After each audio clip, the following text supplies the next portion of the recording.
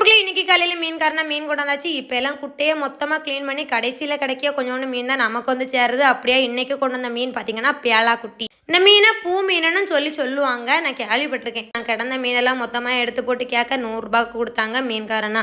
100 ரூபாய்க்கு இவ்வளோ மீன் லாபமா இல்லையான்னு பார்த்துட்டு சொல்லுங்க சரியா.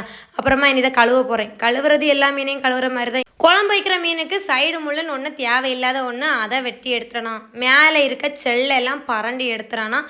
தலையை வெட்டி குடலோட சேர்ந்து பிடுங்கி எடுத்துடணும். அடுத்தால பிடுங்கி எடுத்த தலையில் இருக்க குடலையெல்லாம் பிடுங்கி எடுத்துட்டு தலையை தனியாக கரைக்கி சேர்த்துருவோம். இந்த மீனுக்கு தலை கூட நல்லா தான் இருக்கும். கடைசியில் தேவையில்லாத ஒன்று வால் பகுதி, அதையும் கட் பண்ணிட்டோன்னா வேலை முடிஞ்சிச்சு. என்னமோ புதுசாக பண்ணுற மாதிரி டெய்லியும் மீனை ஒரே மாதிரி தான் கழுவுறேன். இதில் வித்தியாசமாக சொல்கிறதுக்கு எதுவுமே இல்லை நண்பர்களே. இருந்தாலும் சொல்லிக்கிறேன் மீன் இப்படி தான் நான் கழுவுறேன்னு.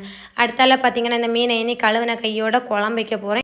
அதுவும் நவுடி ஊதி அடுக்கலையில் தான் பண்ண போகிறேன். ஏன்னா கேஸ் அடுப்பில் ஒரு சம்பவம் ஆகி போச்சு. அது என்னங்கிறத நான் சமையலறை மினி விலாகில் சொல்கிறேன் சரியா நண்பர்களே. பேலாக்குட்டின்னு சொல்கிறேன். இந்த பூ மீன் யாருக்கெல்லாம் சமைக்க பிடிக்கும்னு கமெண்ட்டில் சொல்லுங்கள். வீடியோ பிடிச்சிருந்தா லைக் பண்ணிடுங்க சரியா.